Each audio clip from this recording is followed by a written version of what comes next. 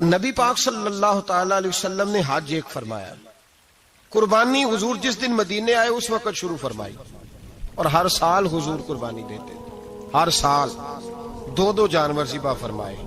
یا رسول اللہ صلی اللہ تعالی علیہ وسلم، دو کا کیا مقصد فرمایا؟ ایک میری طرف سے، ایک میری غریب امت کی طرف سے۔ یا رسول اللہ صلی اللہ علیہ وسلم کس طرف سے فرمایا؟ ایک میری طرف سے، ایک میری امت کی طرف سے۔ کبھی فرمایا ایک میری طرف سے، ایک میرے اہل بیت اور میری امت کی طرف سے۔ دو جانور حضور نے ذبح فرمائے، اور پھر میرے حبیب پاک صلی اللہ تعالی علیہ وسلم کے غلام مولا علی شیر خدا، ابن ماجہ کی روایت ہے، حضرت علی شیر خدا فرماتے ہیں کہ نبی پاک علیہ الصلوۃ والسلام دو جانور ذبح کرتے تھے۔ خود حضرت علی کی جب باری آئی تو انہوں نے بھی دو فرمائے، تو صحابہ نے پوچھا کہ علی دو کیوں، دو کس لیے؟ تو حضرت علی رضی اللہ تعالیٰ عنہ فرمانے لگے، مجھے میرے حبیب نے وصیت فرمائی تھی کہ علی تو نے دو کرنے، ایک اپنی طرف سے کیا کرنا، ایک میری طرف سے کرنا، تو میں ایک اپنی طرف سے دیتا ہوں، ایک اپنے نبی پاک کی طرف سے دیتا ہوں صلی اللہ علیہ۔ دو جانور۔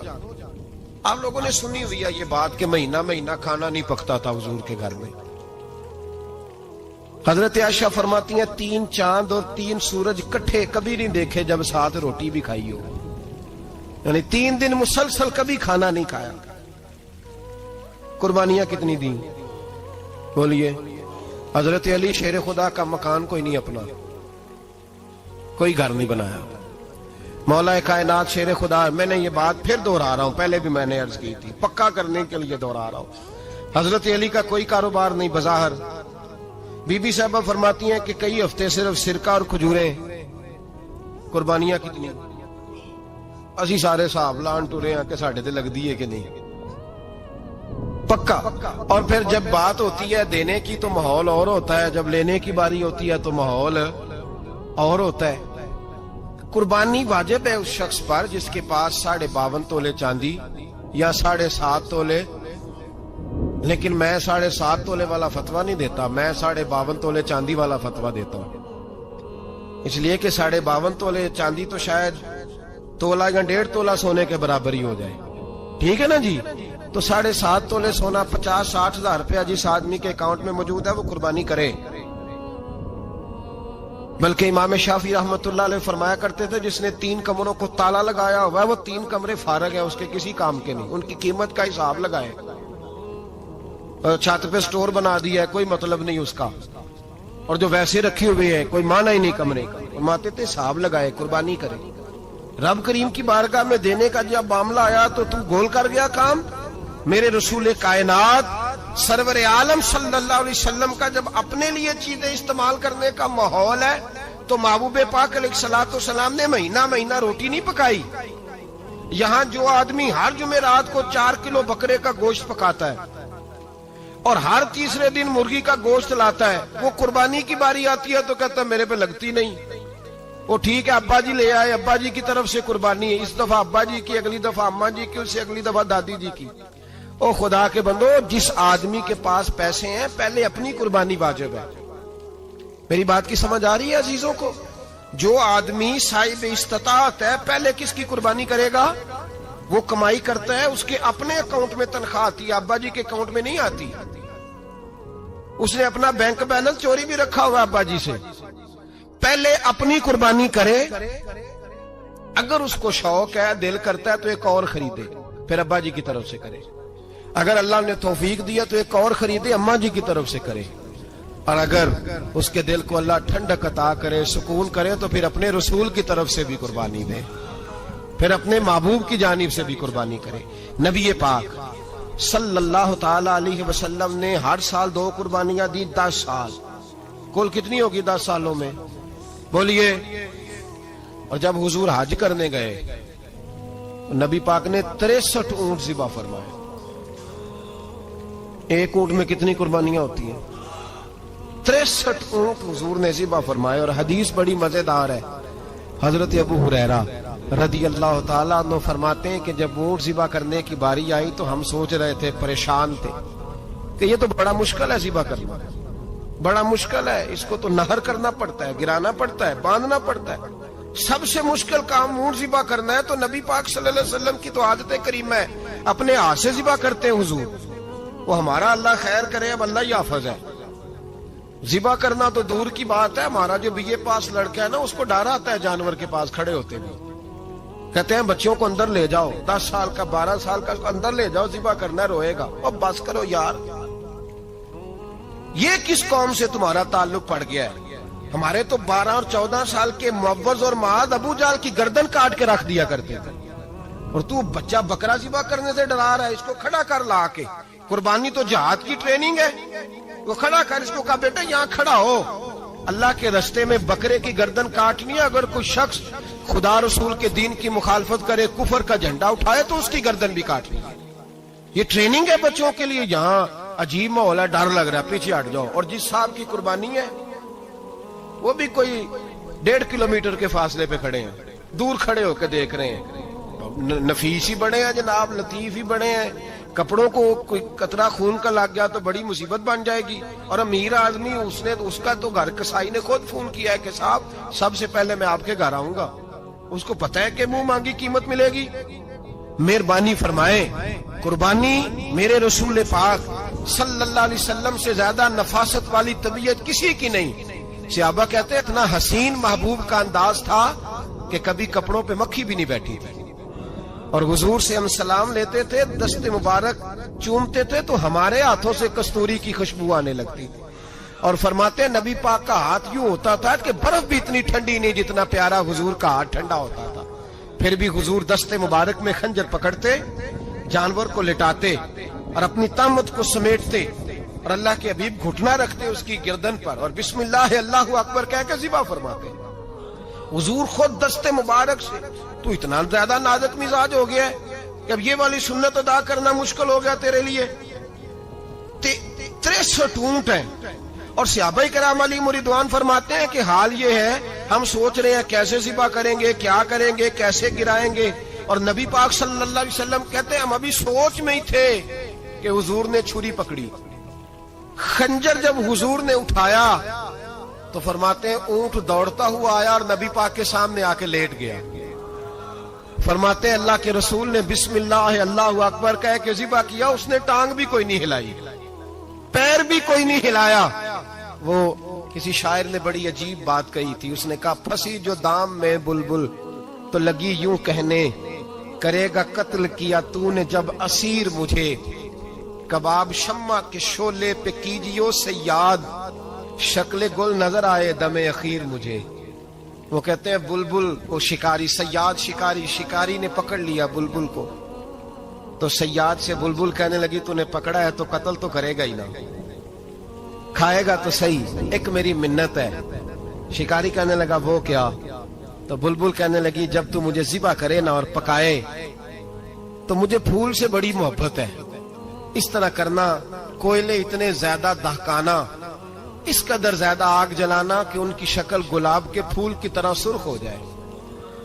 تو جب تو مجھے ان پر جلائے گا تو مجھے تکلیف نہیں ہوگی، اس لیے کہ محبوب کا چہرہ جو سامنے آ جائے گا مجھے تکلیف نہیں ہوگی. پھنسی جو دام میں بلبل تو لگی یوں کہنے، کرے گا قتل کیا تو نے جب اسیر مجھے، کباب شمع کے شعلے پہ کیجیو سیاد، او شکل گل نظر آئے دم اخیر مجھے. اعلیٰ حضرت بریلوی علیہ رحمہ فرمایا کرتے تھے، فرماتے تھے بڑی تکلیف ہوگی جب جان نکلے گی. روایتوں میں آتا ہے جس طرح باریک دوپٹہ جھاڑیوں پہ ڈالا جائے، کھینچا جائے تو پھٹ جاتا ہے، یوں تکلیف ہوگی. پر فرمانے لگے رسول اللہ کے غلام کو کوئی تکلیف نہیں ہوگی. حضور کیوں؟ فرمایا اس لیے کہ جب جان نکلنے لگے گی تو سامنے جلوہ ودوحاد آ جائے گا. حضور کے جلوے ہوتے رہیں گے تو پتہ ہی نہیں چلے گا جان کیسے نکل گئی. پھنسی جو دام میں بلبل. تو صحابہ فرماتے ہیں کہ اونٹ دوڑتا ہوا آیا، حضور کے سامنے آ کے لیٹا، نبی پاک نے ذبح فرمایا اور فرماتے حد ہو گئی. حضور نے توجہ فرمائی تو دوسرا دوڑتا ہوا آ گیا، تیسرا آ گیا. حضرت ابو ہریرہ فرمایا کرتے اونٹ ایک دوسرے کو دھکے دیتے تھے، پیچھے ہٹ جا، پہلے میں نے جانا ہے. 63 اونٹ وادی منا میں حج کے موقع پر میرے رسول پاک نے دست مبارک سے ذبح فرمائے. ہر قربانی حضور نے اپنے ہاتھوں سے فرمائی. قربانی واجبات دین میں سے، ضروریات دین میں سے، اور کوئی اتنا لمبا چوڑا مسئلہ نہیں. بہت ساری چیزوں کو خود بخود مشکل کر لیتے ہیں. ٹی وی پہ خبر آتی ہے فیصل آباد کے 2 بیل ہیں، بھولو اور ڈھولو، پتہ نہیں کتنے من ان کا وزن ہے. ان سے پوچھا جا رہا ہے کہ بھولو ڈھولو کھاتے کیا ہیں؟ تو کہتے ہیں بادام کھاتے ہیں، مکھن کھاتے ہیں. یہ جناب پتہ نہیں ان کو دودھ کتنے کلو روز پیتے ہیں، اور بھولو ڈھولو بیچارے سے خود نہیں چلا جا رہا، لگ ایسے رہ جیسے وہ خود کہہ رہے ہیں مہربانی کرو ہمیں ذبح کر لو. اب تو اٹھا بیٹھا بھی نہیں جا رہا. او خدا کے بندو، دین کی اصل حقیقت کو سمجھو. یہ تو حضور نے فرمایا خوبصورت جانور لاؤ، یہ کس حدیث میں آیا ہے کہ اسے بادام کھلاؤ؟ آج لوگ انسانوں کو روٹی نہیں مل رہی اور جانوروں کو بادام کھلا رہے ہو. اس کے حصے میں جو اللہ نے شے رکھی ہے نا وہ چارہ ہے، اس کو چارہ کھلاؤ اور اچھے طریقے سے پیٹ بھر کے کھلاؤ. جانور کو پیٹ بھر کے چارہ کھلایا جائے تو جتنی اس کی طبیعت ہوتی ہے اس حساب سے وہ صحت مند ہو جاتا ہے. باقی یہ تو آپ کسی شخص کو اتنا کھلا دیں کہ اس کا پیٹ اتنا بڑا ہو جائے، پھول جائے، تو وہ بیچارہ تکلیف میں آئے گا کہ نہیں آئے گا؟ یہ کس قسم کا ماحول ہے؟ ایک بکرا بکا ہے لاہور میں اور سیٹھوں نے شرطیں لگائی ہوئی ہیں، میں 5 لاکھ کا لایا ہوں تو میں 9 لاکھ کا. یہ کیا چکر ہوا؟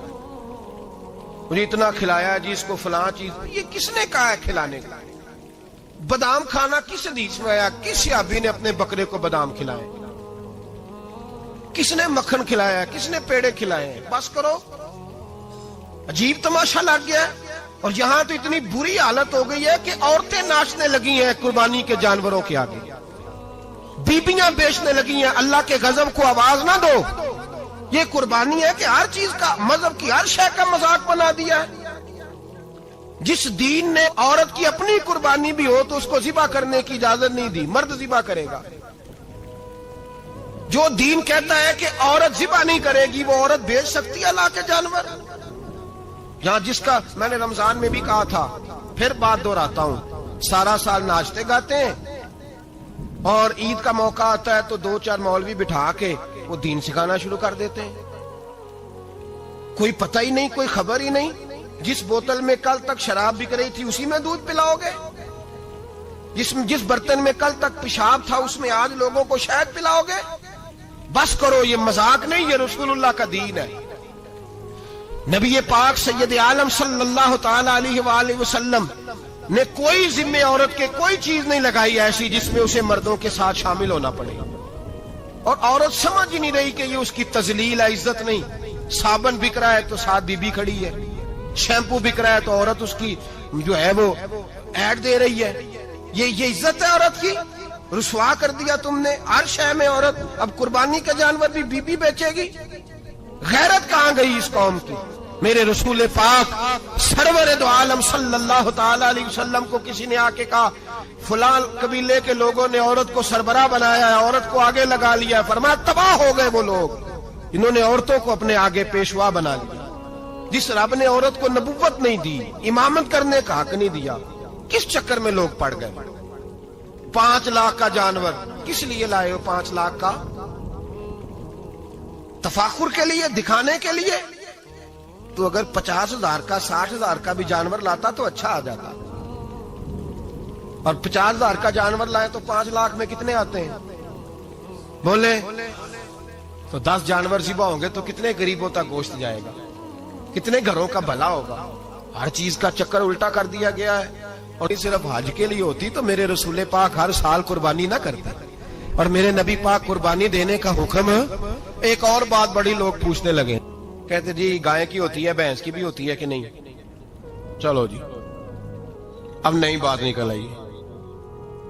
حدیث پاک میں لفظ آیا اونٹ کا، نبی پاک نے فرمایا بکرا 1 سال کا، گائے 2 سال کی، اونٹ 5 سال کا. حدیث میں لفظ آ گیا اونٹ کا. آپ کو بندہ کہے پہلے بتائیں نر کا کہ مادہ کا، تو میں کدھر سے آپ کو حدیث نکال کے دوں جس میں نر بھی اور مادہ علیحدہ علیحدہ ہو؟ حدیث پاک میں ذکر آ گیا دمبے کا، مینڈے کا. اب باقی جو سارے جاگ رہے ہیں نا، اب غور فرمائیں، باقی ایک بکرا ہے، ایک چترا ہے، ایک دمبا ہے، ایک دیسی بکرا ہے، ایک پہاڑی بکرا ہے، تو علیحدہ علیحدہ لفظ کہاں سے نکال کے دیے جائیں؟ یہ ساری انواع ہیں، اقسام ہیں، نوع ہیں.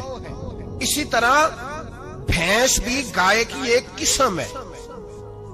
امام اعظم ابو حنیفہ فرماتے ہیں النوع منہ، یہ اس کی ایک قسم ہے، نوع میں سے ہے، گائے کی نوع میں سے ہے.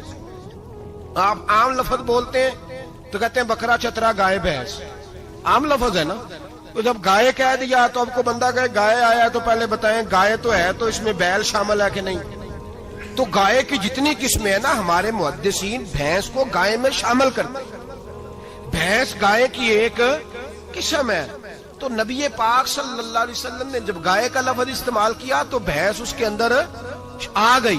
تو اگر گائے کی قربانی جائز ہے تو بھینس کی قربانی بھی جائز ہے.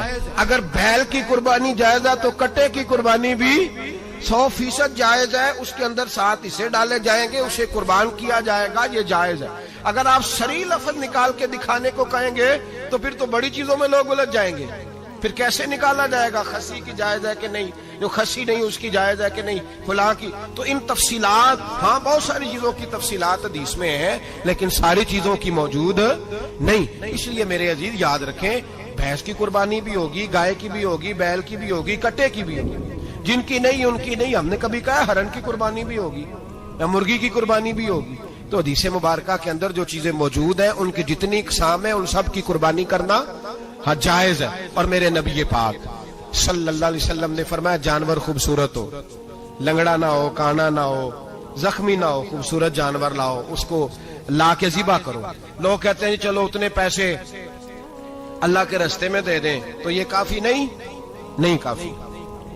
مسلم شریف میں، بخاری شریف میں میرے نبی پاک سید عالم صلی اللہ تعالی علیہ وسلم نے فرمایا 10 ذی الحج کو اللہ کی نظر میں ابن آدم کا سب سے پسندیدہ عمل. لیکن نا 10 ذی الحج کو، کل 10 ذی الحج ہے تو بڑے کام ہوں گے. فجر کی نماز بھی ہوگی، تکبیرات تشریق بھی پڑھی جائیں گی.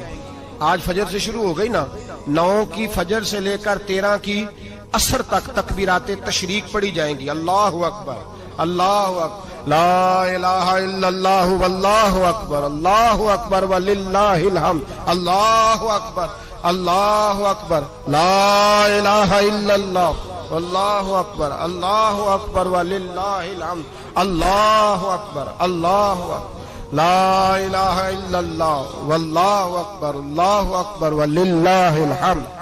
کوشش کریں جب بھی پڑھیں 3 بار پڑھیں. تکبیرات تشریق بھی پڑھی جائیں گی. فجر کی نماز بھی کل ہوگی، عید کی نماز بھی ہوگی، لوگ اور بھی کوئی ذکر اذکار کریں گے. لیکن میرے نبی پاک صلی اللہ علیہ وسلم نے فرمایا 10 ذی الحج کو اللہ کو اپنے بندے کا جو کام سب سے زیادہ پسند ہے وہ یہ ہے کہ وہ اللہ کے راستے میں جانور کا خون بہائے. حالانکہ نمازیں بھی ہیں، اذکار بھی ہیں، تکبیرات بھی ہیں، سارا کچھ ہے، پر اللہ کو سب سے زیادہ کیا پسند ہے؟ جانور کو قربان کرنا. یہ اللہ کو بڑے خوبصورت لفظ نبی پاک علیہ السلام نے فرمایا قربانی کا جانور قیامت کے دن اپنے سینگوں اور کھروں سمیت آئے گا، اور جس نے قربانی کی ہوگی اس کی بخشش کروا کے اسے جنت میں لے کر جائے گا. تو فرمایا ابن آدم کا سب سے پسندیدہ عمل یہ، سب سے پسندیدہ، کہ وہ 10 ذی الحج کو قربانی کریں، کوشش کریں خود ذبح کریں اپنا جانور. یہ حضور کی سنت ہے. یہ نہ ہو سکے تو نبی پاک صلی اللہ علیہ وسلم نے اپنے ہاتھوں سے ذبح کرنے لگے حضرت فاطمہ کا جانور. تو فرمایا فاطمہ ادھر آ کے اس کے پاس کھڑی ہو جاؤ، میں تمہارا جانور ذبح کرنے لگا ہوں. اپنے جانور کے پاس کھڑے ہو. میرے جو بھائی ذبح کرنے کا کام کرتے ہیں نا، قصاب ہم کہتے ہیں، سارے قصاب نہیں ہوتے، بہت سارے لوگ یہ سعادت حاصل کرتے ہیں اور بڑی نیکی کا کام کرتے ہیں. اللہ انہیں بڑی بہترین جزا عطا فرمائے گا، بڑا خیر کا کام کرتے ہیں. لیکن چونکہ رش ہوتا ہے ایسے لوگوں کے پاس، تھوڑی جلدی بھی ہوتی ہے. پہلی تو کوشش کریں تکبیر خود ڈالیں، یہ نہیں ہو سکتا تو قریب کھڑے ہوں. ہمارے ہاں ایک رواج یہ بھی ہے کہ 2 بندے ہاتھ رکھتے ہیں، ذبح وہ کر رہا ہوتا ہے تو جس کی قربانی ہوتی ہے اس کو کہتے ہیں تو بھی ساتھ ہاتھ رکھ. ہوتا ہے نا جی بہت ساری جگہوں. اب حکم یہ ہے شریعت اسلامیہ کا کہ جب جانور ذبح کریں گے تو پڑھیں گے بسم اللہ اللہ، بسم اللہ اللہ. ہاں نبی پاک صلی اللہ علیہ وسلم نے لمبی دعا پڑھی، صحابہ بھی لمبی دعا، انی وجہت وجہی للذی فطر السماوات والارض حنیفا وما انا من المشرکین، یہ بھی پڑھا. اور پھر میرے رسول پاک صلی اللہ علیہ وسلم نے یہ بھی کہا کہ اللہ میری طرف سے قبول فرما، میری امت، میری اہل بیت کی طرف سے قبول فرما. صحابہ جب جانور ذبح کرنے لگتے پہلے یہ دعا پڑھتے، پھر کہتے اللہم تقبل منا کما تقبلت خلیلک ابراہیم علیہ السلام وَتَقَبَّلْتَ حبیب کا محمد صلی اللہ علیہ وسلم، اے اللہ ہم سے بھی قبول فرما جیسے تو نے حضرت ابراہیم سے قبول فرمائی اور جیسے اپنے حبیب حضرت محمد صلی اللہ علیہ وسلم سے قبول۔ یہ ساری دعا پڑھیں، اور جب جانور ذبح کرنے لگے تو پھر پڑھیں بسم اللہ اللہ، بسم اللہ اللہ۔ اچھا، دو آدمیوں نے ہاتھ رکھا ہوا ہے، دو آدمیوں، اب اگر ایک نے بھی نہ پڑھی بسم اللہ اللہ اکبر تو جانور حلال نہیں ہوگا، دونوں کو پڑھنا پڑے گا۔ یہ مسئلہ یاد رکھیں۔ ایک اور بات بھی بتانی ہے آپ، وہ بھی آپ نے یاد رکھنی۔ قربانی کے بڑے جانور میں کتنے حصے ہوتے ہیں؟ 7۔ اب 7 حصوں میں 7 کی نیت قربانی کی ہونی چاہیے، 7 کی۔ 6 حصے ڈال گئے، جو چلے تھوڑے سے زیادہ امیر لوگ نہیں تھے، نارمل تھے، انہوں نے 6 حصے ڈال لیے۔ 7واں امیر آدمی تھا، اس کو جا کے کہا یار ایک حصہ نہیں مل رہا، تو چل تو نے تو 2-3 بکرے لیے ہوئے ہیں، تو بھی شامل ہو جا۔ اس نے پہلے تو کہا نہیں یار میں نے اب لے لی ہیں، پھر جب اصرار کیا تو کہا چلو ٹھیک ہے بڑے گوشت کا قیمہ کرا لیں گے۔ تو اس طرح کرو، ڈال لو میرا بھی حصہ۔ اب 6 کی نیت قربانی کی، 7ویں کی گوشت کی، کسی کی بھی قربانی نہیں ہوگی، گئے سارے۔ اب اس کے لیے شرط کیا ہے کہ اس کو بھی آپ، اصل میں ہمیں مسائل نہیں آتے، نہ ہم سیکھتے ہیں نہ پتہ کرتے ہیں، پھر خرابی ہوتی ہے۔ اب اس سے کہیں کہ یار قربانی سے پہلے اپنی نیت کا اعادہ کر، اپنی نیت کا اعادہ کر، بتا کہ تیری نیت کیا ہے، اگر غلط ہے تو صحیح کر لے، تاکہ سب کی قربانی تو بتا۔ یہ جو تو رکھ رہا ہے قربانی، تو کس کی قربانی کر رہا ہے؟ دادا جی کے نام کی، ابا جی کے نام کی، اپنے پیر کے نام کی، استاد کے نام کی، یا رسول پاک صلی اللہ علیہ وسلم کے نام، نبی پاک کے نام کی؟ اس سے پوچھیں، اور جو وہ نیت بتائے اس نیت کی دعا ہوگی، اس کی طرف سے کہا جائے گا اے اللہ اس کی طرف سے اسے قبول۔ میری بات کی سمجھ آ رہی ہے میرے عزیزوں کو؟ اور اس ارادے کے ساتھ قربانی، اگر ایک کی بھی نیت خراب ہو گئی تو مسئلہ بگڑ گیا۔ اس لیے ان مسائل کو، اور نبی پاک کے نام کی جو قربانی ہوگی، سبحان اللہ، میں کرامات کا زیادہ قائل نہیں، ہم کرامات کے نہیں کیفیات کے قائل ہیں، کیفیات کی۔ اور دین ویسے بھی لفظوں کا نام نہیں، کیفیت کا نام ہے۔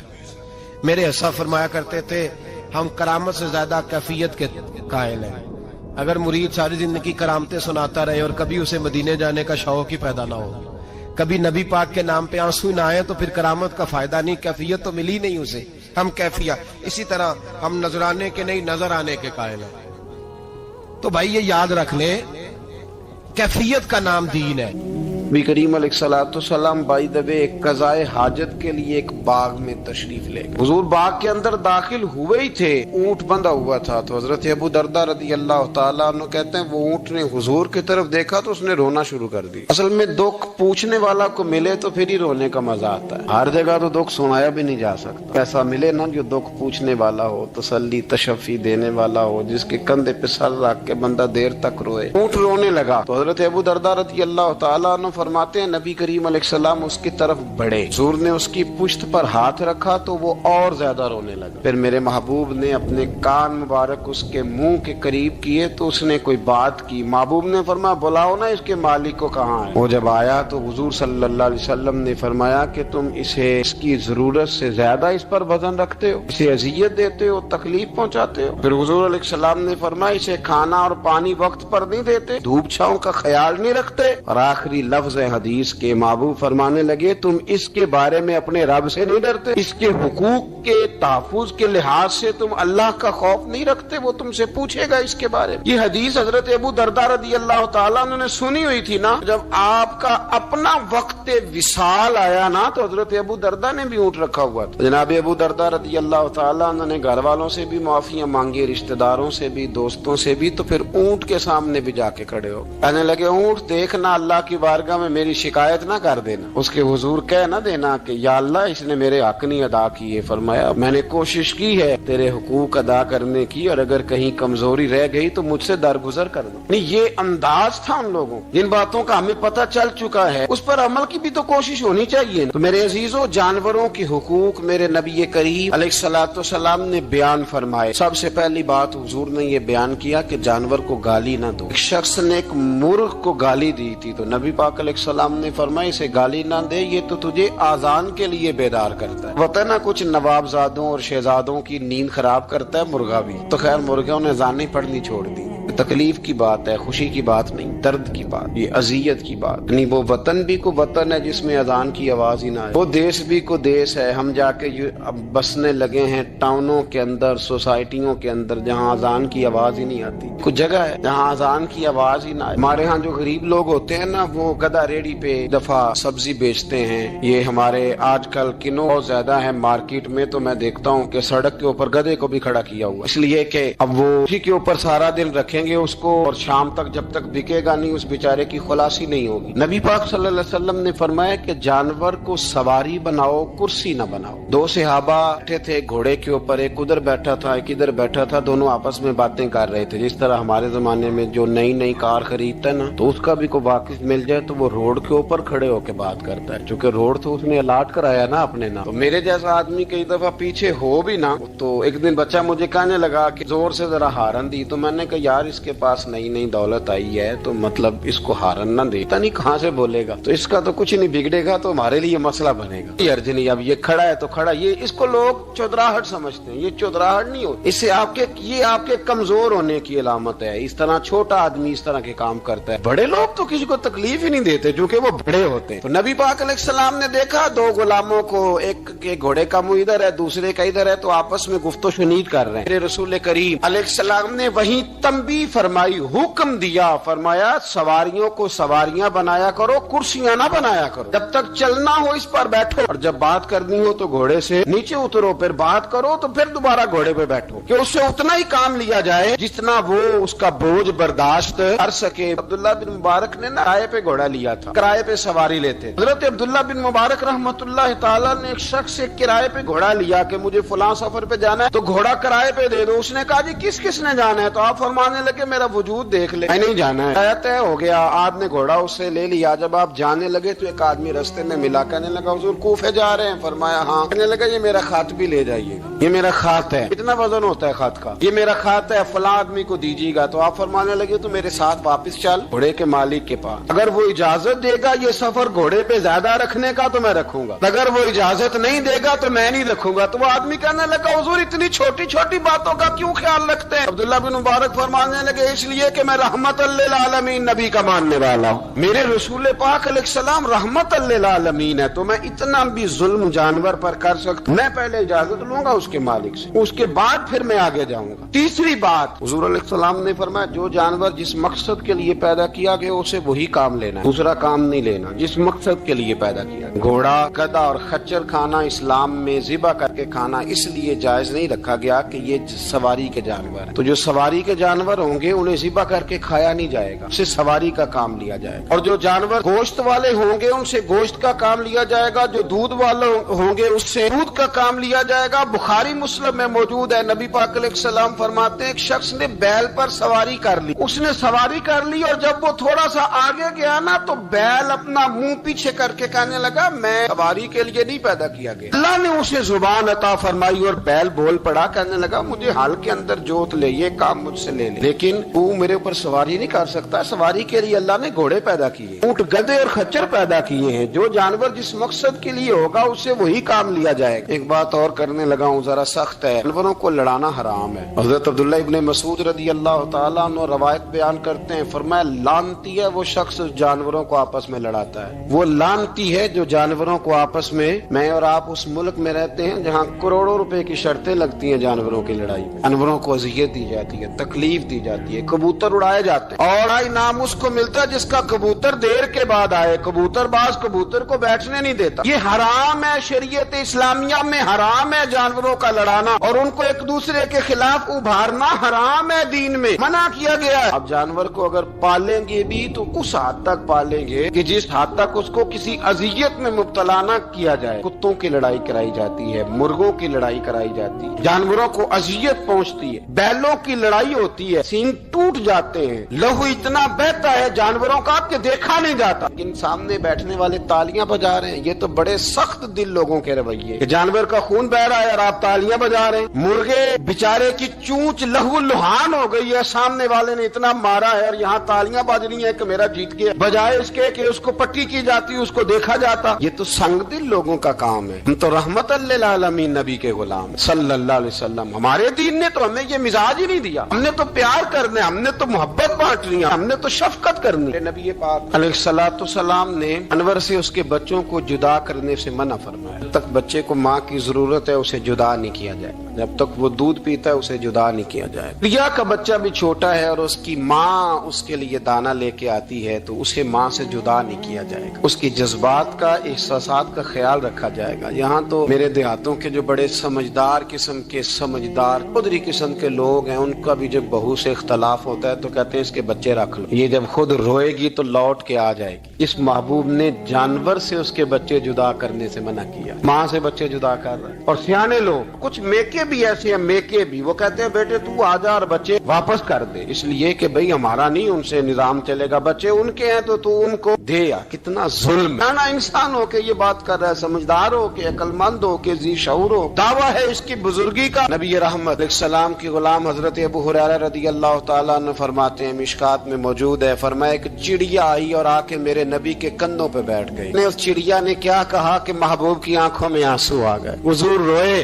फटाफट हुजूर उठे, फरमाया कौन इसके बच्चे उठा के लाया? इसने इसके बच्चे उठाए, कौन है जल्दी बताओ। हजरत अबू हुरैरा कहते हैं सहाबी है कि या रसूलल्लाह मैं जरा पसंद आ गए थे तो मैं उठा लाया हूँ। हुजूर ने फरमाया इसे वापस कर देना, ये मेरी बारगाह में शिकायत कर रही है तो कयामत में भी तेरी शिकायत करे, जा वहीं रख के आ, जहाँ से तू उठा करके लाया था। मेरे दोस्तों, दीन इतने आला हुकूक बयान करे जानवरों के, और इंसान उससे आगे बढ़ के इंसानों के साथ सलूक करे। हम ना सियासत से बादशाही लेना चाहते हैं, सियासतदानों के अपनी जेब से इश्तिहार छपवा के बादशाही लेना चाहते हैं, डेरा बना के बादशाही लेना, ना ना ना। बादशाही तो रहम करने से मिलती, बादशाही तो शफकत करने से मिलती, बादशाहियां तो अल्लाह की मखलूक से प्यार करने से मिलती। बादशाहियां, इमाम अहमद बिन हंबल रहमतुल्लाह तआला अलैह फरमाते, मैंने एक मुहद्दिस का तज़किरा सुना कि वो मेरे महबूब की हदीसें बयान करते हैं तो कहते हैं मैं शौके इल्म में उनकी बारगाह में पहुंचा। जब मैं गया तो कुत्ते को खाना खिला रहे, मैंने सलाम ली तो उन्होंने जवाब तो दिया पर कोई इतनी तवज्जो नहीं की मेरी तरफ। मेरे दिल में ख्याल आया मुहद्दिस हैं और कुत्ते के साथ इतना प्यार कर रहे हैं, मेरी तरफ देखा ही नहीं। तो फरमाते हैं वो कुत्ते को खाना खिला के फारिग हुए तो मेरी तरफ देख के कहने लगे, अहमद बिन हंबल, मेरे इलाके में कुत्ते नहीं रहते, कुत्ते दूसरे शहर में ज्यादा पाए जाते हैं, ये भूखा था तो इधर आ गया था। और तुम्हें हुजूर अलैहिस्सलाम की वो हदीस तो पता होगी, नबी पाक ने फरमाया जो किसी के साथ उम्मीद लगाए और वो आदमी उसकी उम्मीद पूरी करने पर कादिर हो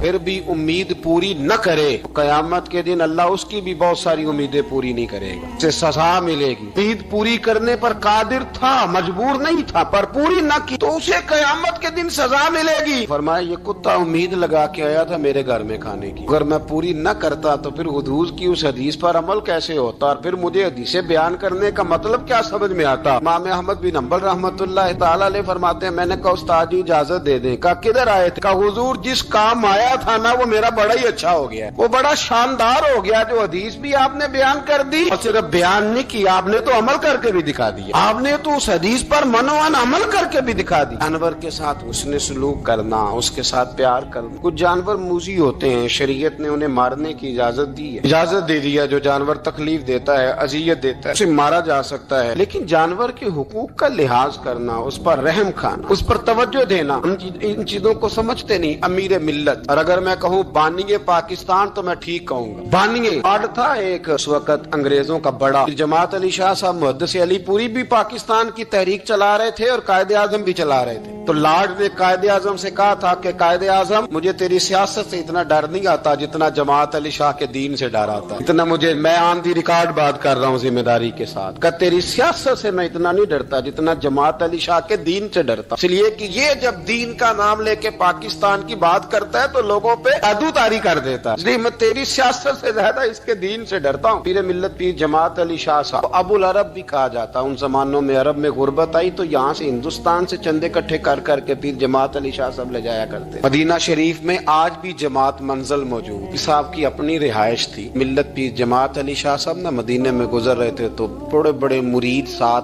थे। उस जमाने में लोग हाथों में छड़ी रखा करते, जानवर अक्सर होते थे तो छड़ियां हाथों में होती थी। तो पीर साहब गुजर रहे थे, बूढ़े आदमी थे, साथ थे, तो एक कुत्ता दौड़ा दौड़ा आ गया। जब वो पीर साहब के करीब से गुजरने लगा तो एक मुरीद ने ना कुत्ते की टांग पे डंडा मारा, पीछे हट जा, कपड़ों को न लग जाना। तो चौंकने लगा, रोने लगा। जब भागा ना तो लोग कहते हमने अजीब मंजर देखा। 100 साल के पीर जमात अली शाह साहब पगड़ी हाथ में पकड़ी और कुत्ते के पीछे भागना शुरू कर, दौड़ के कुत्ते को उठा के लाए और यूं उसको सीने से लगाया। पीर साहब ना उस कुत्ते को अपनी रिहायश गाह पे ले गए, अपनी पगड़ी खोल के ना तो उसकी पट्टी की, फिर दूध का प्याला उसके आगे रखा। कुत्ते ने दूध पी लिया तो पीर जमात अली शाह साहब ने हाथ बांधे लगे, मदीने के कुत्ते भी पाक की बारगाह में मेरी शिकायत ना कर देना, हुजूर की बारगाह में शिकायत ना करना कि या रसूलल्लाह ये आते हाजिरी देना, हमें तकलीफ देते हैं, शिकायत ना करना मुस्तफा करीम की बारगाह में, मैंने नहीं इसे कहा था, इससे भूल हो गई, मैं माफी मांगता हूँ। मेरे अजीजों, वहाँ दर्द था, वहाँ सोच था, वहाँ प्यार था, वहाँ मोहब्बत थी, लेकिन हमारे रवैये इंसानों के हक में तो क्या जानवरों के हक में सख्त से सख्त तर होते जा रहे हैं। हमने अपने शौक से जानवर लड़ाने शुरू कर दिए, कबूतर उड़ाने शुरू कर दिए, तबाही पर तबाही का माहौल हम फराहम करते जा रहे हैं। इनसे प्यार करें, इनको आसानी देने की कोशिश करें।